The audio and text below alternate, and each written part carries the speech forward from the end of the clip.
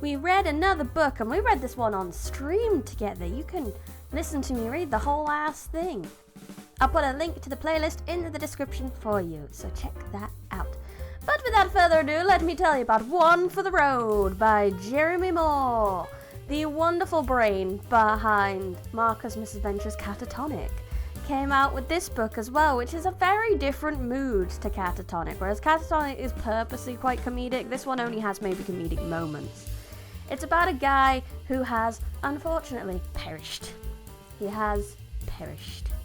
And he has come to the home of a lady, Madame Muertos, who runs the Death Night Festival each night, where the dearly departed come celebrate their life for one more night before passing on to the next one. But something's very strange.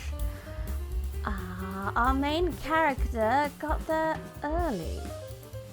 No one gets there early, and is very aware that he's dead.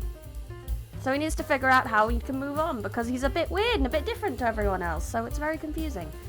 And we spend the day following him, getting to know these strange supernatural beings of this Death Night Festival. We get to see other people move on, see some really heart-wrenching scenes and things of other people reuniting with long-lost relationships and things like that. It's very sweet.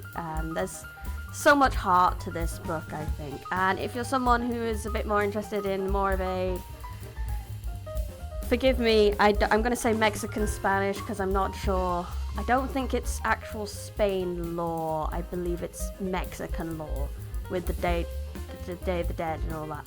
All that kind of law, I believe, is used in it. So there's a lot of the Marias, and Miguel is the main character, and Madame Muertos and Juan Pedro. So if you have a Spanish voice in your head, read it in the Spanish voice. I had a lot of fun.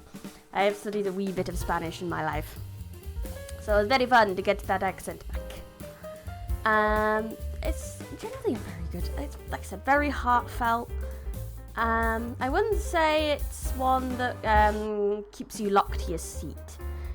There's a mystery, and if you're curious enough, it should keep you going through the book.